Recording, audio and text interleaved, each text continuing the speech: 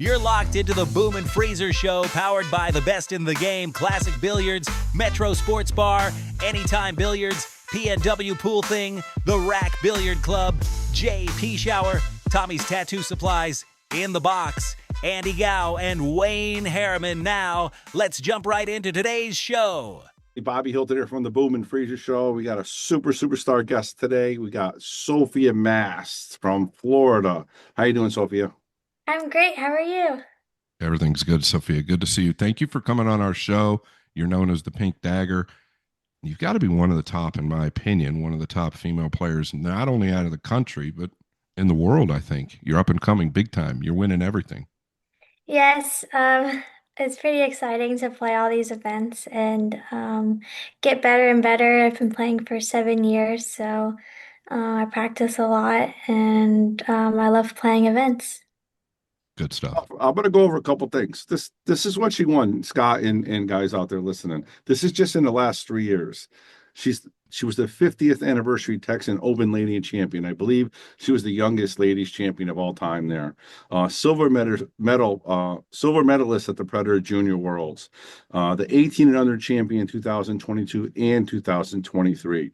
BEF 8-ball and 9-ball champion 2023. The BEF 14-1 second place 2023, playing a little bit of straight pull right there. Northwest Tour number 4 9-ball champion, 2023 People's Champion ladies.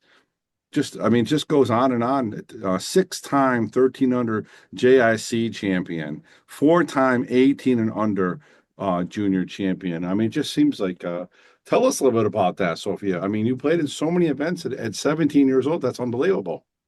Yeah, it's been a lot. I love traveling. Having all those events under my belt, it's pretty cool. Happy that my parents support me and they allow me to go to these events. And I've worked really hard, and the hard work has paid off. Yeah, real quick. So I have to interject here, and it's not a bad interjection. Back in my era, we had the old school way. My parents worked really hard. They were business people. And when I found pool, they loved me and supported me, but they didn't support me in a lot of ways. You understand? They kind of tried to shy me away from it, weren't big on like the dark pool rooms. I think it's absolutely amazing nowadays that people like yourself and the Roadrunner, right? I think people like you guys have such a background with your family and such a support system. It makes a massive difference, in my opinion. Yeah, it definitely does. My parents have been supportive from the start, and then they help me with my social media. So then all my supporters in like my local pool hall or online, they help and get me to these places also, and I'm really appreciative of that. And like my parents, like they call me every day if I'm not with them. They always say like positive words, and they just are amazing. I love them so much. That's awesome. You got to be very lucky, Sophia. I'm sure you heard this from a lot of people, but like Scott's era and even my era, of course, I was before Scott, but nobody had this lineup that you have to go to, like all these events that you do. You're fortunate enough to have your family to travel with, but do you know how lucky you are, like to have these great events to go to? I mean, it's really special, and you are taking total advantage of it by kicking butt, taking names. But it's a really big deal. You have the opportunity to go to all these places, right? Yeah, I'm super happy that all these events are happening and that pool's getting bigger so I can play those events, and that we have the money just to go to these events and to showcase and have fun and like showcase my talent. And like the events that I go to, everyone's so super cool and super nice. And it's just, yeah, it's incredible that I'm so lucky, very So, lucky. Sophia, you mentioned money, and I got to bring it up, right? Because that's what this really, at the end of the day, it's very difficult to travel. Do you have sponsors? I'm sure. So, but I was just at the gym, and I overran my schedule here, and I just got in the booth just now. But I wanted to know if you have sponsors. I'm sure Bobby's going to get to that at some point. But if you have sponsors, do they help you travel to these places? Yes, I have around six, seven sponsors. They support me very much. Pechauer, they help me. Pechauer. You know they Yeah. sponsor the Boom and Shout Fraser, out. right? Love Yes, it. I'm newly sponsored by them. They have been so incredible to me and giving them everything I need. If I text them if I need anything. Oldhausen too, they work with Peach Hour and they've been very incredible too, going to events and seeing them at these events. And then how they give me tips that I can sell. Best tip in the game. And Jameson Daniels, he lives in Florida. He helps me out. Jam Up. They help me with my jerseys, anything I need. I'm newly sponsored by 3 Seconds cases, and I love my case. It's light, it's pink, you can see me anywhere. And then Seamless Quality Solutions. He's I I been great. think that's really really important. And I know Bobby, I'll speak for Bobby and myself. Sponsors, no matter where they come from, no matter what they do, whether they're involved in pool, they're a little bit outside of pool, somewhere they're intertwined. But for somebody like you, it just makes me very happy to know that people are supporting it, right? Because I think people like yourself are big representatives of this sport going forward, which makes an old band like myself very happy. My sponsors have been incredible. Jam Up's been there from the start, and they are still supporting me. And I want to go far with my sponsors because, like, we pick and choose who we want, and we want the best people that or that I have good connections with. So I'm excited that they do that for me. This episode is brought to you by Metro Sportz Bar and Grill in Phoenix, Arizona. It's David Lee that owns the room. They've got a ton of nice diamond 9-footers and a ton of nice diamond bar tables. Great food, great atmosphere. They got every sports game you ever want to see. That's Metro Sportz Bar and Grill in North Phoenix, Arizona. Give them a shout. When did you first pick up a cue? When's the first time you got real passionate about the sport? Did you do it right away? Was it a couple months after you started playing? Tell us a little bit about that story. Yeah, so I was 10 and a half. I didn't really know what the game was. And we moved to Florida from Virginia, and my dad like started a league, and he played in like an APA league, and so I just thought it was interesting. Like I would go with him during the league nights, and I would just bang balls around on one of the practice tables. And then Jeanette Lee, she ran APA Junior League in our area. And so I joined that junior league, and she's helped me get started with the basics of pool. And then my dad, of course, he knew that, like, he already saw the talent that I had in the game. So Yeah, I was like 7.5, yeah. big shout out to Jeanette Lee, right? She's done so much for the sport. And her and I used to travel together and we did a lot of raising money for kids with cancers. And ironically, she's had her own struggles, but she's done so much for our sport. And you're probably right up next. I think you're going to do the same things. I sure hope so. Like she's been really incredible. I got so many lessons from her when I was little, and I'd go over to her house, and she would just teach me. Like she was just incredible, and I'm glad that she's still in this game and helping other people out too. Aren't we all? How did you become the Pink Dagger? What's the big story? I know you have it everywhere on your cases, on your shirts. So what's the Pink Dagger all about? Yeah, so I'm not like 100% sure like where it came from. It was like maybe when I was 12 we kind of came up with it, but I remember like I knew I wanted pink in my name because that's always been my favorite color. And then I'm not sure it was either my mom or my dad that like we were trying to think of a fierce like nickname, and Dagger just came up out of the blue. Like there were a bunch of like other ones, but that one just went like well with the like pink. So, and then we like created a logo, and it just fit well with me, I think.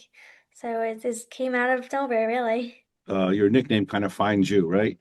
It does it. Yeah, You try to pick a nickname, you're not sure. You try a couple different ones. But obviously the Pink Dagger, everybody knows a dagger can really do some damage to you. So that's probably why it stuck to you, and the pink makes it nice and girly, which is really nice.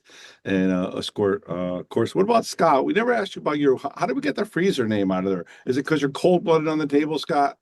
I don't know. I was 17 when I started playing, so she's been playing like she's 17 now and been playing 7 years. I'm thinking, my goodness, I started late, but I was in like a weekly tournament in my hometown, and I played safe, and I froze the guy to like the back of the ball, and the tournament director jumped up and said, "I get it, he's the freezer," and it just stuck with me. Yeah, Wow. that stuck with me. Yeah, yeah, it was pretty good. That's pretty awesome. That's pretty awesome. And I'm the boom just because I blow stuff up. No, I'm just kidding. Just kidding. All right, Sophia, big question here. I read a bunch of your titles that you won, super great at 17 years old, all those big ones. Which one meant the most to you and why? We got to really dig in deep for this one. What was the biggest one that you won and why did it mean so much to you? Yeah, so I'd say my biggest one would be the Texas Open. That one I won in 2023, and I lost my first match. Um, and my dad is like, you have to start playing safes, and I'll never forget it. Like he was kind of really mad at me because I wasn't playing safes. That's kind of how I lost. And he's like, you just need to win 10 matches in a row, and you'll be fine. And so I ended up doing that and double dipping in the finals. And so that was like my most memorable win. It was really, really great. Reading a little bit about that. I think you're the youngest ladies to ever win that tournament, correct? You were always Yeah, 16, 15 at that time? 2023. 23, so Yeah, 2 years ago, right? 15 yeah, years it's old. like 15, yeah. Wow. Amazing stuff right there. All right, let's talk a little bit more about you're a silver medalist 2023, right? At the Predator Junior Worlds in Austria. Yes. What was that experience like? Because I mean, you're playing for not only you, not only for Florida, but you're playing for the whole country of the USA. Yes, I've played Junior Worlds a couple of times before that and just never did well. And so that year I actually didn't qualify for Worlds and I ended up getting a wild card. And so it was pretty exciting to get second being a wild card because like I didn't qualify, so I didn't think I would get that chance. And to take that chance that was given to me and turn it into second place because it's been a while since the U.S. Uh, juniors have gotten a medal at Junior Worlds. And so to take that and do that well was great. And then I ended up winning last year, actually getting a gold medal. That one was pretty exciting too. That was over the moon. That one's like right under the Texas Open, winning Junior Worlds that year. I watched both of those finals. In the year you took second, I can't remember who you lost to, but I watched that one, and then I watched last year when you won as well. Who did you lose to in the finals? Um, Can you remember? I can't remember her name. Was Um, was was she an Asian? Was she an Asian player? yeah, she was from Chinese Taipei. I Yeah, can't remember exactly what her name is, but I beat her earlier in the tournament, to get to that single elimination stage, and then she ended up coming and beat me. I think it was like 6-4. right. Something I like actually remember that match really close. I was actually sweating you in pretty hard. I was pulling for you. that. Thank Um, you. yeah. And then who did you beat in the finals last year? Last year I beat Savannah. Yeah, of course. I Yeah, watched with that as well. Sohail. I watched that as well. Speaking of Savannah, you two go back and forth. We just had her on, and you guys have to motivate each other constantly, right? Yeah, we play like basically every tournament we go into, junior, women's, anything. It's always a good game. Everybody's always watching. We're like the two that battle it out, and it's we always make it exciting for everybody. Awesome. That between that little rivalry between you and Savannah. Do you remember the first time you guys played it against each other? About how long ago it was? Do you remember that? I remember the first time we met. Um, I think it was like 2022 maybe or 2021 at the BEF. We met there, so he probably played there. I'm not 100% sure, but yeah. Okay, and as you guys got more, obviously hanging out and being a little more friendly, and then all of a sudden the competition starts to settle in, and you guys are starting to go back and forth a little bit. Did it start to heat up at some point where you're like, all right, she might be friend, I like what she's doing, but I'm going to kick her butt, and same thing, I'm sure she was doing to you. When did that start happening, or did it start happening? Yeah, definitely when we started playing each other more and seeing each other at tournaments, and that the rivalry kind of came up, and we always want to play well against each other, and make a good game. We I don't know, we just play each other so much. We just get used to it. I feel like it's Well, you know gonna this is come. coming. Oh This yeah, is it's gonna keep going I'm too. going to ask you, Sophia. I've got to ask you. It's coming. I know you know the win-loss record. Who's No, ahead? Who's ahead? You got to say it. I'm putting you on the spot. Who's ahead? You or her? I have no clue what the win. No? I think like I got her usually in the beginning because I like Yeah, you were a little ahead of her probably in the years yeah you a played. little ahead, but I have never kept track. I have no Okay. clue. All right. It's pretty even, honestly, I think. Oh, that's a I, great answer. I, I got another tough one for you too. So say I call you in Savannah and say, hey, why don't you guys come play in the Shark Stream right now, a race to 15 ball. Who's going to win that? Me. How long did that take, Scott? Not long, but she answered it correctly. That's what she's supposed to say. Absolutely. That's what's great about those two, though, in my opinion. When I was coming up, I kind of had Corey Deuel and Gabe Owen. We grew up around each other. Gabe Owen won the U.S. Open. Corey Deuel's won the U.S. Open. I kind of went a different direction with the one pocket, but I played a lot of nine ball in my younger years, and we seemed to draw each other in the semifinals, quarterfinals. We just played each other everywhere we went, and I think it's incredibly healthy. I think it's very, very good for you to have somebody like that you know just under your skin, it's right there with you. And really, even subconsciously, you guys are pushing each other as far as you can, which is great. I think it's great. Yeah, we're always posting each other, and like we play 8 ball, 10 ball, the different games, 9 ball. My personal favorite game is 8 ball, and I do well in that. So whenever I can play 8 ball, like I enjoy it. Yeah. I'm sorry, but I have to agree with you. I think eight ball is one of the best games in the world, if not the best game in the world. Hmm. Especially, there's just so much strategy within the game. A little less luck, right? And Yeah. it's just a great all around game because there's more than just making balls. Your cue ball's always got to be good. Your decision making's got to be good. I think it's by far well, it's definitely up there as one of the best games. I won't say it's the best. I work. Yeah, I I just work for like Matchroom. I just like that it kind of takes a little less luck, like you said, and then there's more skill, I feel like, into it. You don't, if you miss the 8 ball, they have to run the table, you know. It's not 100. like 9 ball, they just have to make 1 ball. So that's what I like about the game. Yeah. That's a great answer.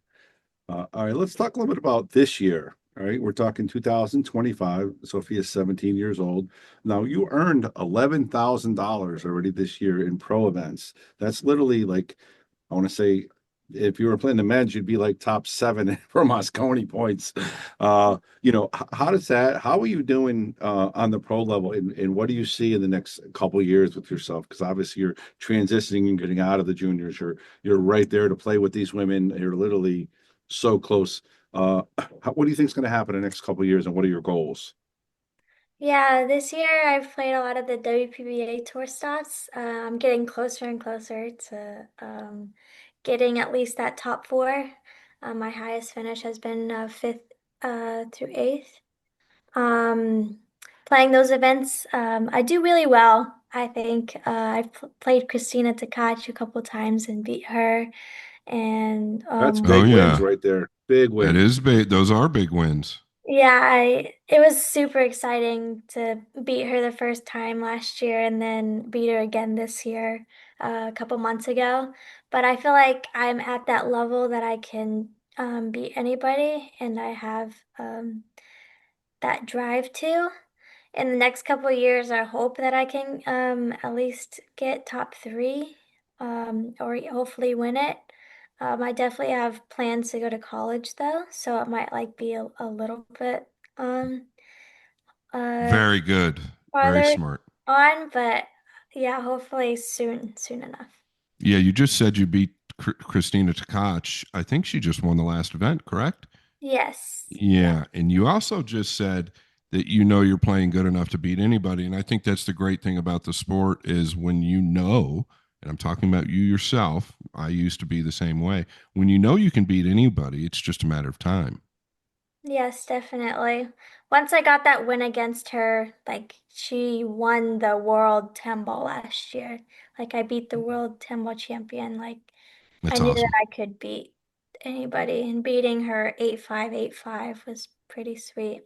And like at the world 10 ball, I ended up getting fifth through eighth.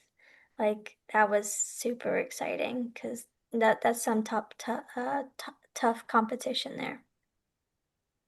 Yeah, world class. When you start talking about, world champions and all those people in the WPA and the ladies events are magnificent players from Steyer and Ocean and everybody that plays it. Just so many good players. Of course, the Fishers and we can go on and on. This episode is brought to you by Andy Gow. Like, share, and subscribe is his motto. And that's what we want you to do with our show. Like, share, and subscribe. And a big shout out to Andy Gow. Let's talk a little bit about school. How were you able to juggle your schoolwork and now going to college? Do you know what you're going to college for? I've been thinking about culinary or like pastries, the food. Ooh, I Yeah. like it.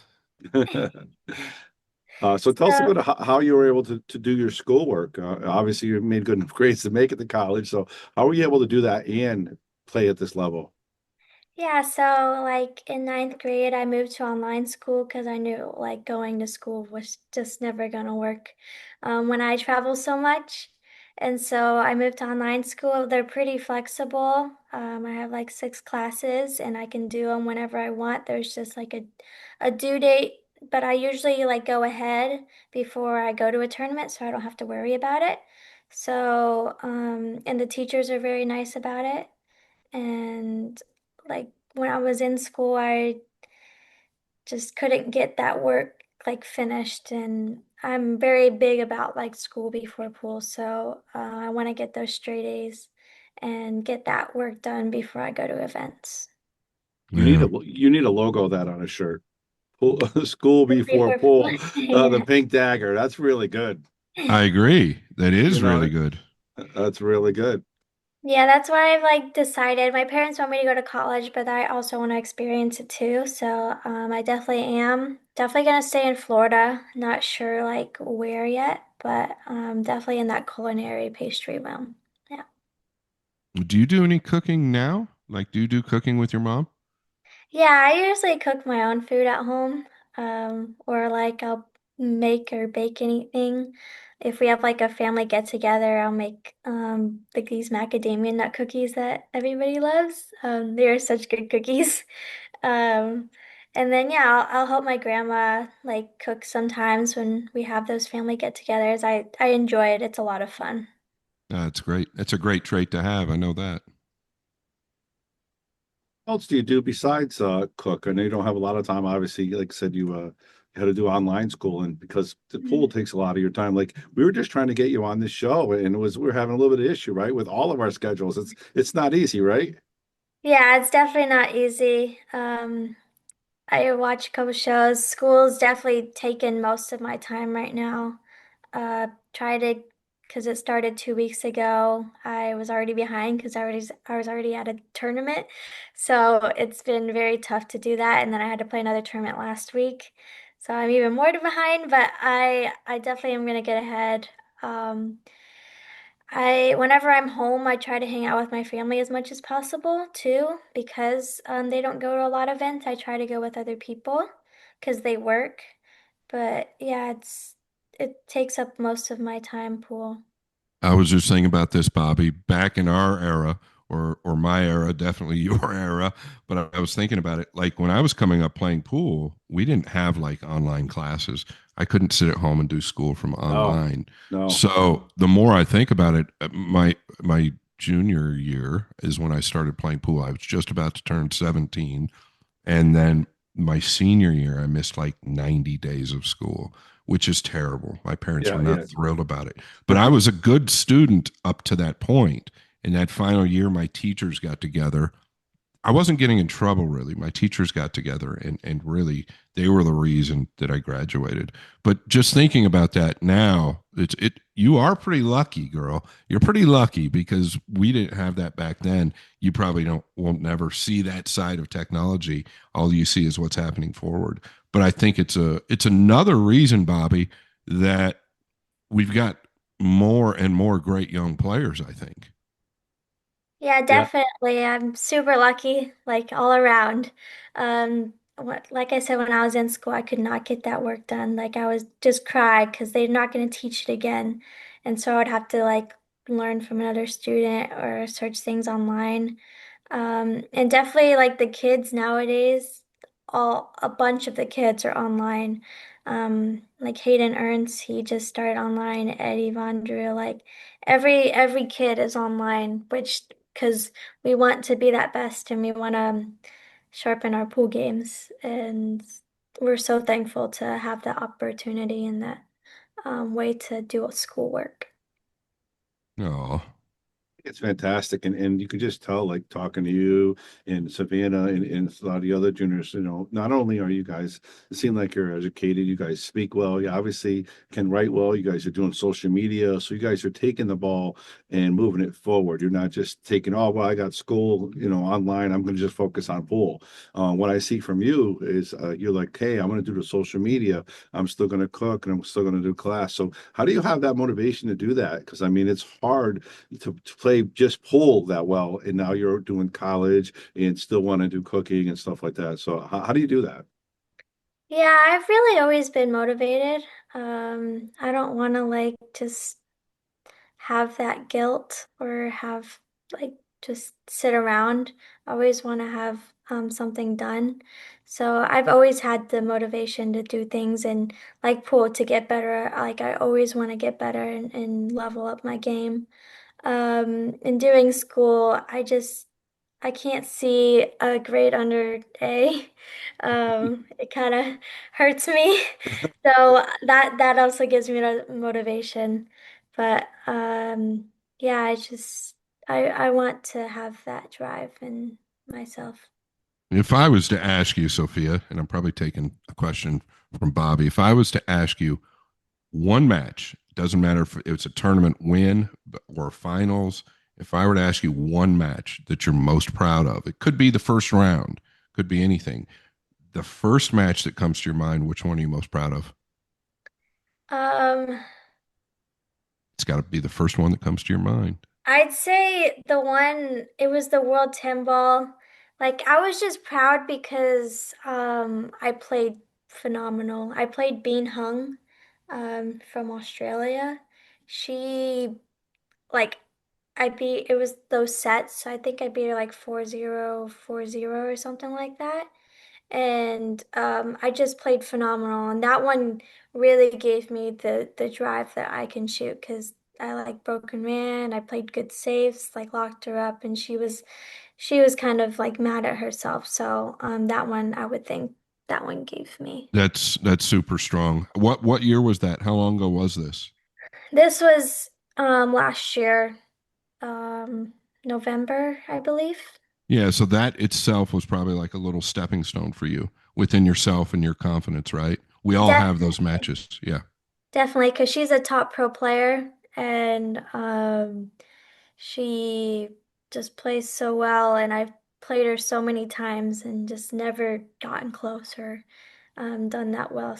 So I think that was the best match I've ever played all time. Awesome. And I know you want to repeat that going forward, and we know you will. That's for sure. So you're playing so well that you're talking about having a top pro, kind of like you said, she was a little upset, maybe talking to herself a little bit. That kind of makes you feel good, right? You just get a little bit better and more confident when you're kind of you put your energy onto them. You're like, I'm gonna win this match. I'm playing good, right? Oh, definitely. When I can like get their mind kind of going, it's kind of fun. Like Christina, sometimes she's um well like kind of what's it called? You can say it. It's fun to get the emotion out of your opponent. Yeah, You want yeah. to draw that emotion out of them, It's right? good to Yeah. see them like kind of like their game crumble. And when I kind of play so good. Of course. That kind of happened to her, and yeah, it was just a lot of fun. And that one, well, it was in Puerto Rico. I'm half Puerto Rican, so I had the crowd with me too. So it was great. Do you speak Puerto Rican or do you speak Spanish in any way? No, my mom No. does, but she didn't teach me. It's I all wish right. I did. I have taken a couple years in Spanish, but Nice. So you speak it a little bit. You're very intelligent. So you probably speak it better than Bobby and I put together. And a I speak a little bit. little. I speak a little. Oh, Poquito. yeah. Yeah. Yeah, a little bit. Yeah. It's funny you say what you're saying. We were talking to Oscar Dominguez last show, and of course we always talk about Scott doing this, being a top professional as well. When you have those players that you can make them talk to themselves, or you get the crowd really excited if they're on your side, or if something even better. I know Scott loves this too. When you got a crowd against you and you can beat them to make them right. That's got to give you some kind of extra push, right? Oh, definitely. Like the crowd, I feel like is everything.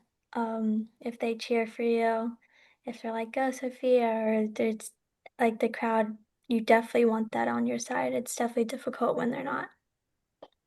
Yeah, back in my day when when I used to travel, I got so used to because I'd be playing people for money. Obviously, I'd be playing people in their hometowns, and I liked it more. But I guess I got used to it. I liked it more when everybody was against me because I just loved making them all disappointed. But that was a different era. Now, like when Federer just played the finals um, in this match versus Yap, it's just incredible to see the fan power that he has. Obviously, Aloysius Yap does as well.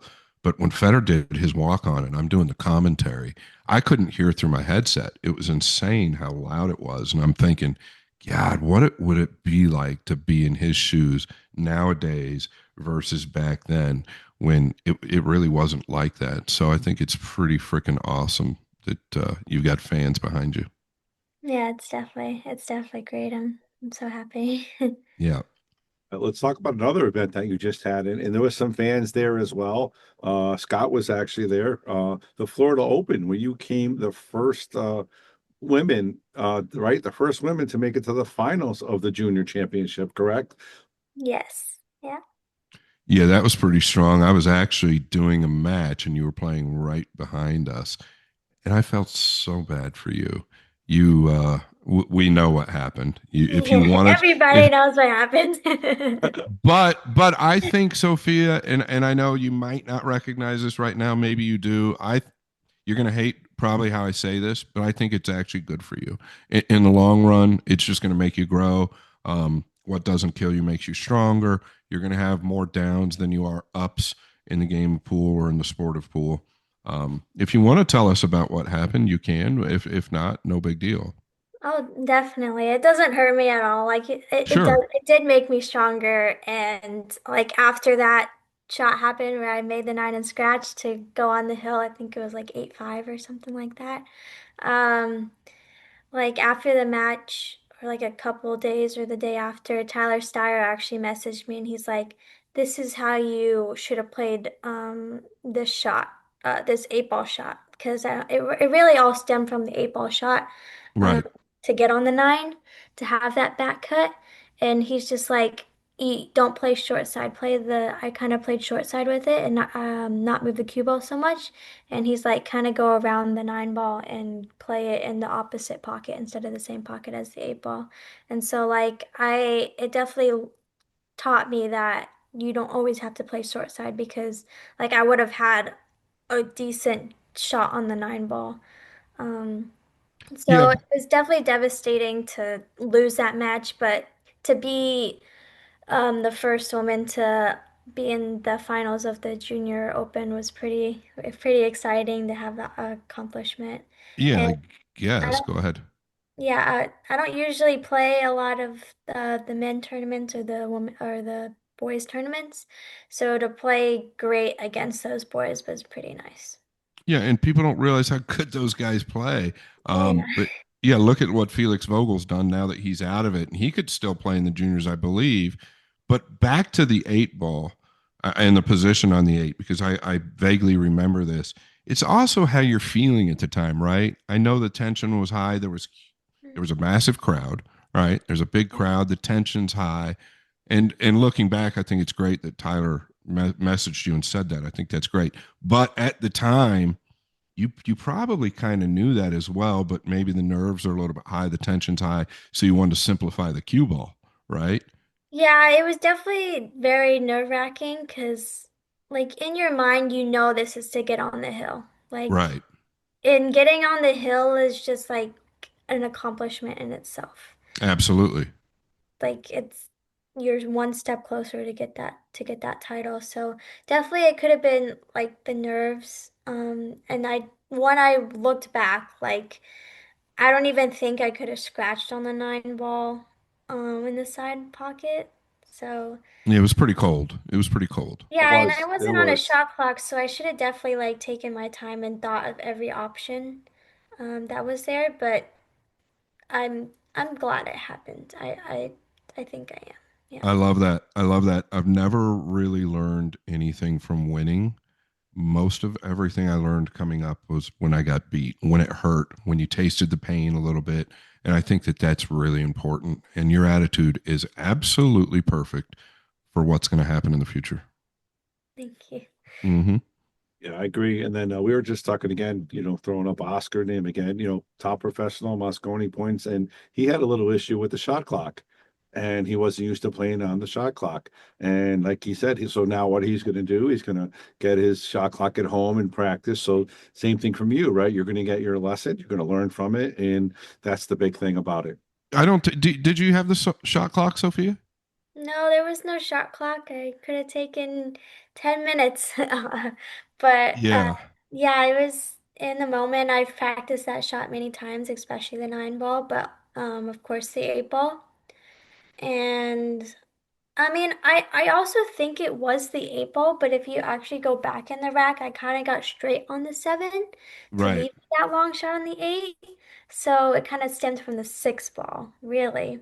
Yeah. But It I stems could have from the worked with beginning. Yeah. it Yeah. from the eight ball. I could have Yeah. worked with it from the eight ball, but yeah, is just going back in the rack, I've practiced many of those shots like schoolwork, like Right. many times. So I've definitely learned and Awesome. if I would have done it, I honestly think it was the wrong shot playing short side.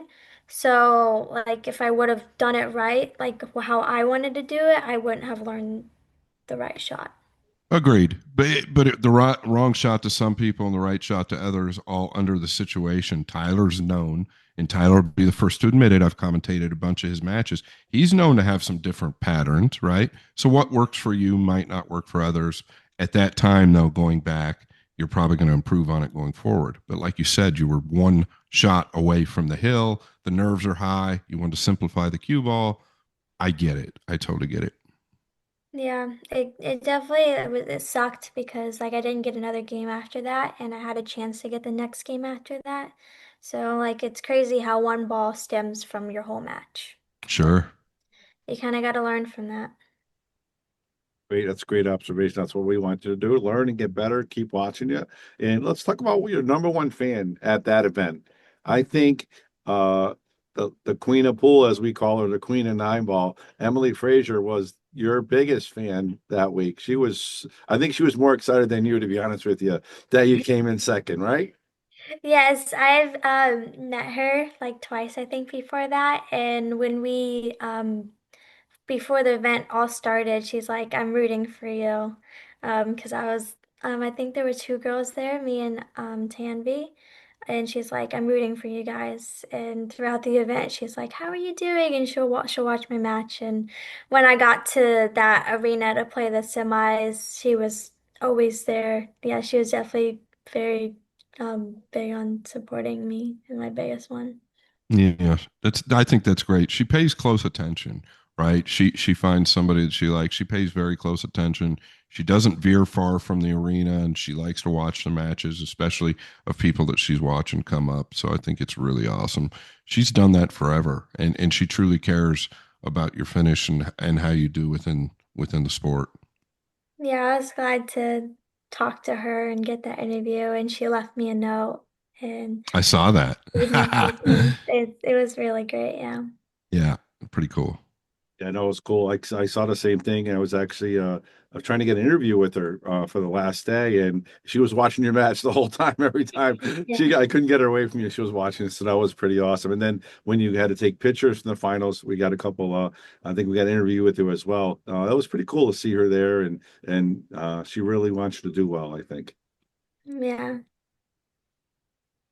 All right, let's talk a little bit about your mentors.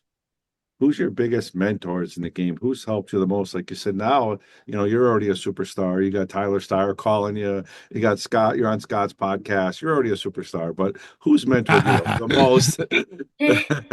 Who's Uh, meant? Yeah, so my dad, he's always been about like mentality. He definitely helps me with like the basics of pool, but now that I'm kind of getting better, he is big about the mentality. But then also I got a coach, Sam Diep, and she's also big about mentality. So I definitely have people around my back to keep my mind straight. And she not only helps me with my mentality but also my game and picking the patterns in my stroke and um, picking drills. She makes me play straight pool. I don't usually enjoy the game, but I can see how many things come out of it. And like whenever I'm at her house, we'll play together. And she's like, this is if we play like a 9 ball rack, she's like, this is a straight pull shot, like a breakout. Because like straight pull is big about breaking out. But definitely the mental part, I have a lot of good people behind me. And I think I do pretty well at it because I used to not be like I'd always get so frustrated at myself. I mean, of course there's some times where you are, but I try not to get mad in the moment. That's I just wanted to say hello to Sam. I know Sam pretty well. I haven't seen her in a long time, but what a sweetheart. And I know she does a ton for you and some of the other girls, or most all the other girls. And I think, straight pool, I hate straight pool, right? But she's Yeah. right. It was always a really good game to practice, though. And I think that that's one of the reasons straight pool can be a bit monotonous and a bit slow for somebody like yourself that likes to rapid fire and play a quick paced game. But I also think that's the good part about straight pool is it kind of makes you zone in and really concentrate on every single shot. But shout out to Sam Deep. She's a sweetheart. Yeah, I feel like with me with straight pull, it's like you said, it makes you like focus more on the shots because you kind of want to be at the table. When you're just sitting in your chair watching them run out, like I'm kind of just like, what am I doing here? What am I supposed to do? Right. That Yeah. kind of happened at like when like you said, I got second. I was kind of just sitting there watching them run out. So I was just playing with my Rubik's Cube, just trying to do something because I don't know, I was just so bored with it. But it definitely makes you want to be at the table and focus on every shot. So Yep. there's things that come out of it, but it's H- definitely tough to play. How quick are you with the Rubik's Cube? How long does it take you to solve it? It takes me like a minute. I definitely want to get better at it. I could do the 5 by 5 too, but I haven't like I know the basics of it, like the first beginner level, but I definitely want to get under a minute before it like I want to once I have time to, yeah. Do you know this guy Flavian that played out there at the Florida Open? Um, I heard about him. I think I searched videos about him too, like he was like a Rubik's Cube pro or did it under Yeah. Yeah, second. he was Yeah. on America's Oh yeah, Got America's Got Talent Talent. You're or brilliant. Europe's Got Talent. Yeah, Yeah, that one. Britain's Got Talent, but Mhm. dude, he's absolutely amazing. But if you can do it in 1 minute, you can do a Rubik's Cube from scramble to 1 minute. Yeah. Yeah, that's pretty Yeah, dang I learned impressive. it out of the blue. It was actually Sam's daughter. She had one at their house, and I thought it was interesting, and ended up learning at her house just watching a YouTube video, and I've loved it ever since, and I've taught my friends, and it's pretty cool to learn. That's awesome. I love it. I love it. We talked about all your fun stuff, all your big wins. Let's talk a little bit about your most heartbreaking losses. And what did you learn from your most heartbreaking losses? And did that make you a better player? And did you ever decide, I don't want to do this anymore? Have you ever had that playing this game? Definitely, I've had that. I feel like everybody has. Um, there's so many heartbreaking ones, but Yeah, one that I can they think of, outweigh the big ones. They outweigh the good ones, don't they? yeah.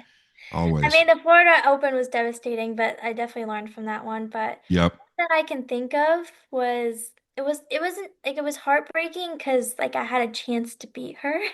Um, but I was playing Allison Fisher and I missed 5 9 balls.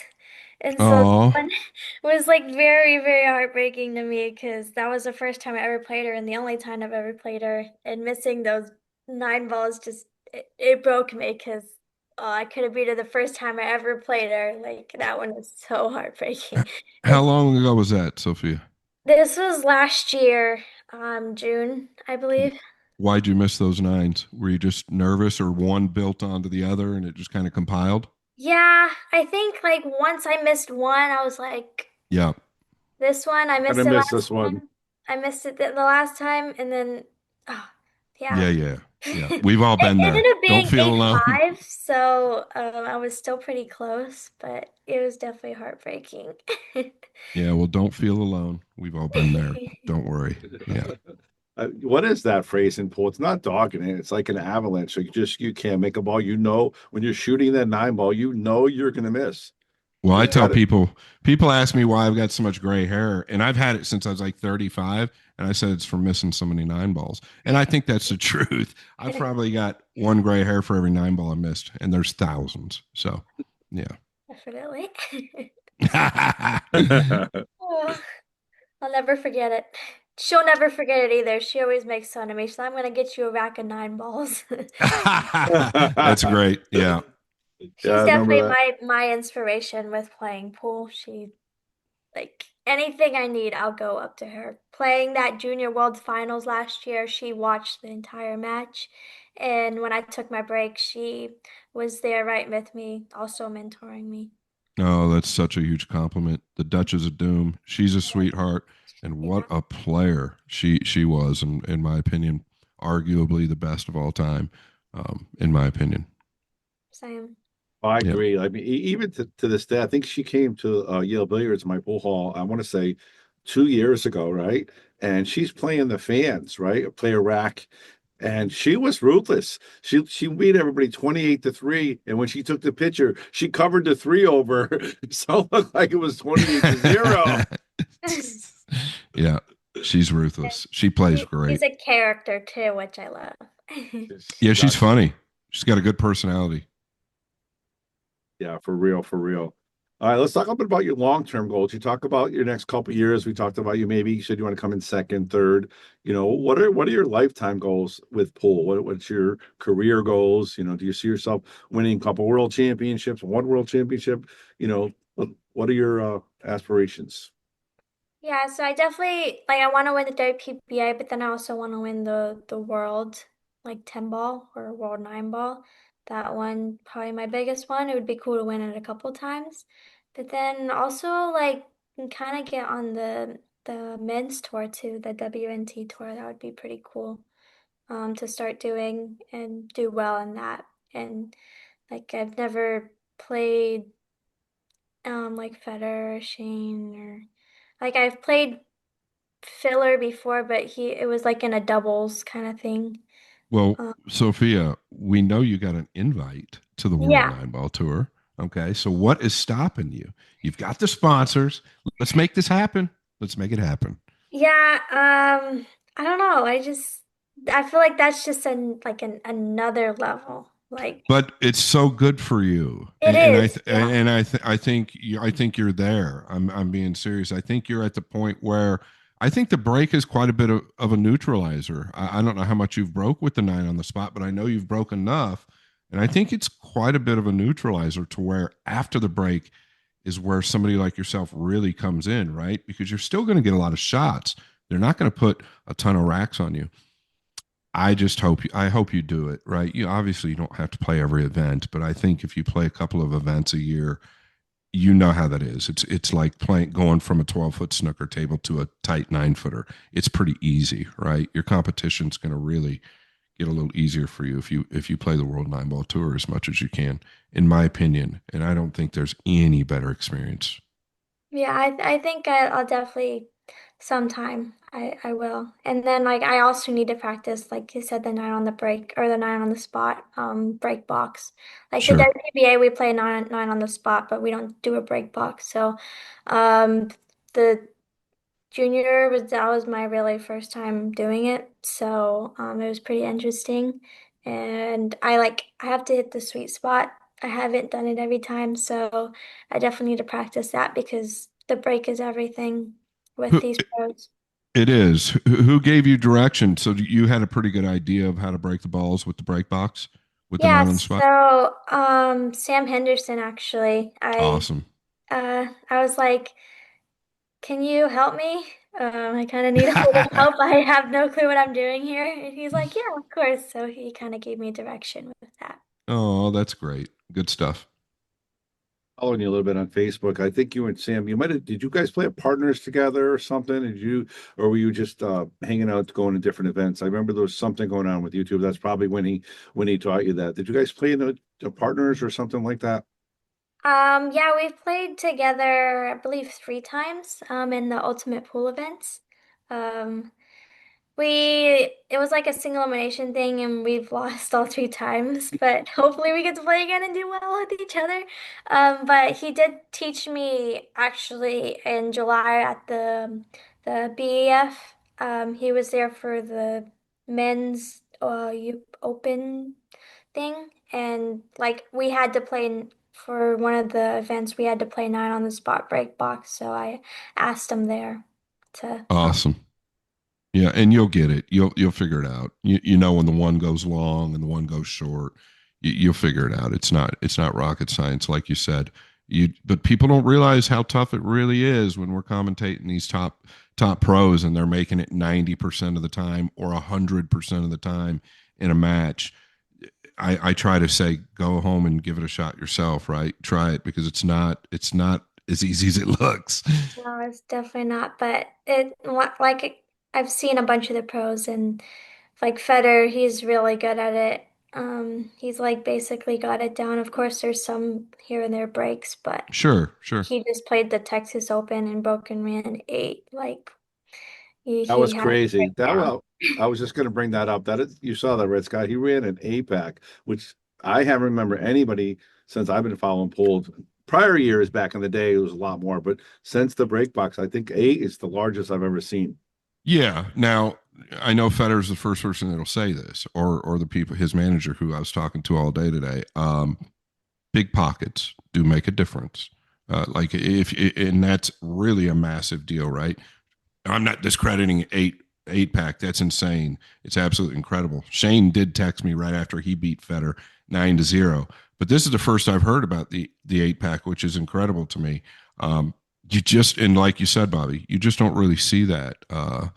But also, like Sophia said, in my opinion, Federer's break is probably the most underrated on tour for an elite player. His break speed, his cue speed is up there with other players like Ackland Kachi's break speed, but Federer's got more control.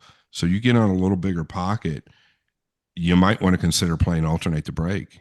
You just can't. I don't think you can ever defend yourself against a player like Federer on bigger pockets, including I'll put Shane in that box as well, right? Bigger pockets, really tough to defend yourself against guys like that. They're just going to control you.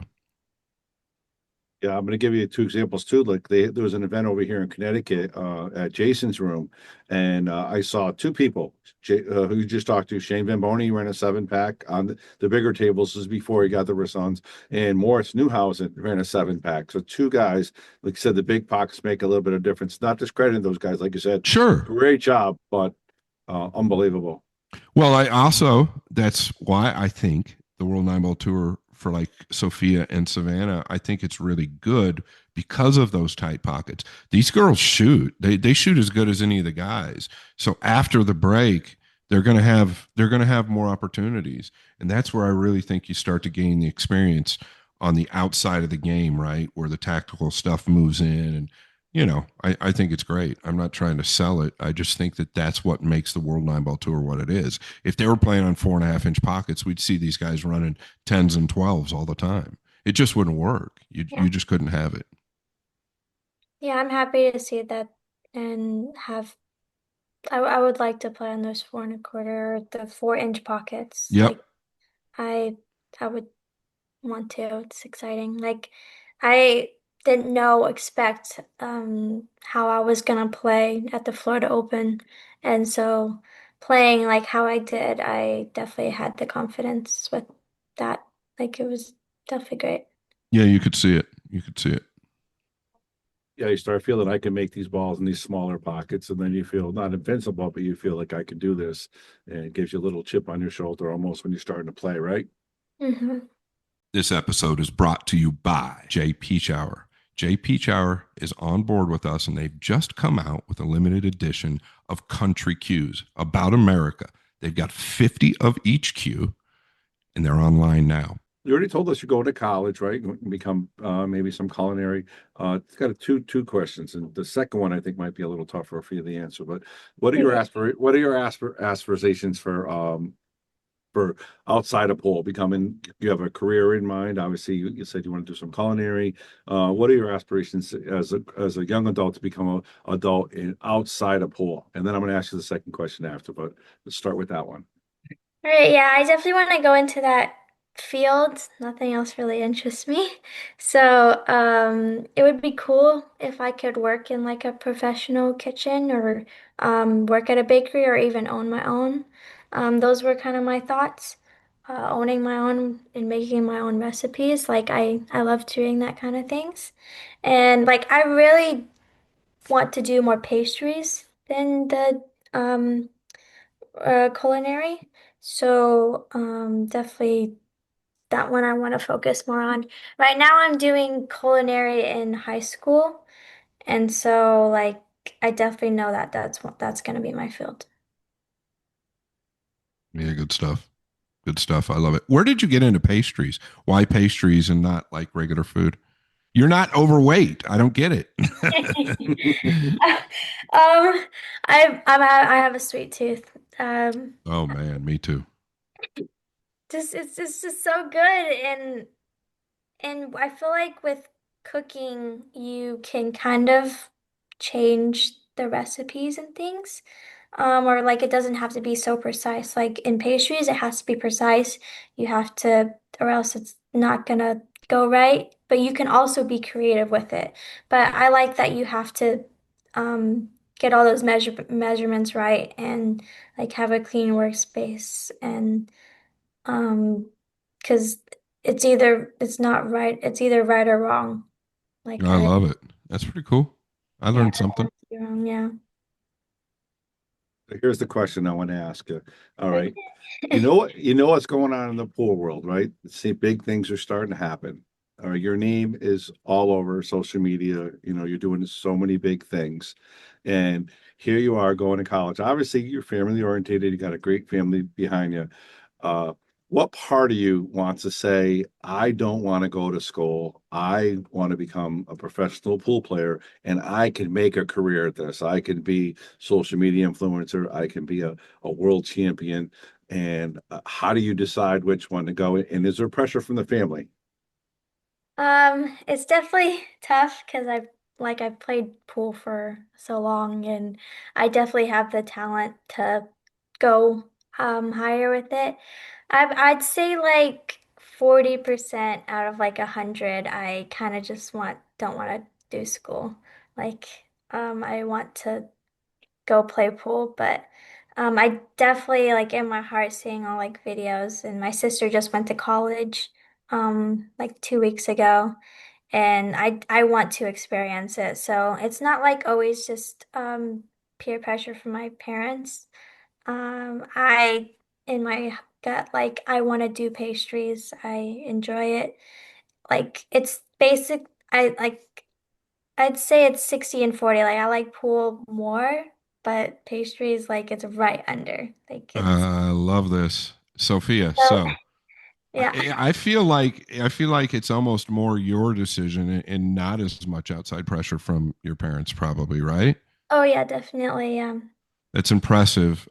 There's a lot more to life, whether people like what I'm about to say or not. I'm getting ready to load my boat up and go up to the ranch in the next day or so. Bobby's trying to keep me slaving away here. But I'm getting ready. You know, my whole life since I was a baby, basically 3, 5 years old, I love the outdoors and I love to fish. I'm sorry, but there's other things in life besides just pool.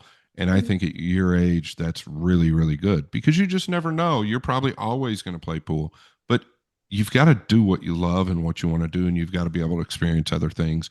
And obviously, education, if that's what you want, is number one. Yeah, and I always think of it as like I feel like pool is most likely always gonna be there for me. Right. But like I need to have something else. Like it's just it can't just always be something that I want. And um like I was thinking about maybe like I could still do pool and do online college, but I think it's just better just to go and put pool off to a side. It's okay. I love it. I'll I definitely love it. keep playing. I'm not gonna stop, but it'll just be on hold for a little bit until I have something that I can fall back on. You've got a very bright future ahead of you. Thank you. You're welcome. 100%. And no matter what colleges, whether it's Florida University or Florida State or wherever you're going to go out there in Florida, I'm sure they're going to have a pool room in there and you're going to go there and you're able to make some lunch money on those guys as well. Right? Yes, I can definitely. Yeah, my daughter went to Southern here in Connecticut. They had a pool room and she went there and she actually she beat a lot of the people playing pool for money there. It was pretty funny. Yeah, Yeah, she's Good super stuff. cool. I kind of want to go. I feel like somewhere in Orlando, and there's like a pool hall there that I know, and like maybe I can take people over there and It's called Classic Billiards. Classic Billiards, Dave Bartosiak, shout out. Or is that? Oh no, that's not in Orlando. What pool no, room's that in one's in Orlando? Miami, but That's the it. one That's in Fort Lauderdale. That's my sponsor. Which one is in Orlando? it's called RACK. Racks. Yeah, Rack. Yeah, yeah. that one, That's where that Dominic plays out of, right? yes, yes, Yeah. but that Ryan one's Bell. not far from the university. So Where do you live right now? Exactly. I live in Tampa, Wesley Chapel. Tampa, like Tampa, St. Pete? Tampa, Yeah, Clearwater? it's called Wesley Chapel. I'm like Clearwater's like an hour from me. I know that whole area really well. Okay. I love that area. I spent a lot of time down there when I was playing back in the day. There was some good rooms down there back then. Wow. Yeah, there's a lot of good rooms here, yeah. Yeah. Awesome. Sophia, we're going to let you go. I want to say, I know Scott probably is going to say the same thing, but we're No, very I don't want to proud. let her go though, Bobby. She's Hey, got to I'll stay keep with us talking. another 3 or 4 hours. Let's just hang out. I'm enjoying it. Now go No, ahead, Bob. you got some great, get a great head on your shoulders, and we're very proud of you in the pool world. And we know whether you go to college and become the best pastry chef in the world, or you stay playing pool and become a world champion, you're going to do great and be amazing at it. So we're very proud of you. Thanks for joining us on the show. Thank you Yeah. so much. Thank you, Sophia. It's been an absolute pleasure talking to you, and do whatever you feel is best in the future. Appreciate you coming on the show. Thank you guys. All right. Have a good night. Thank you.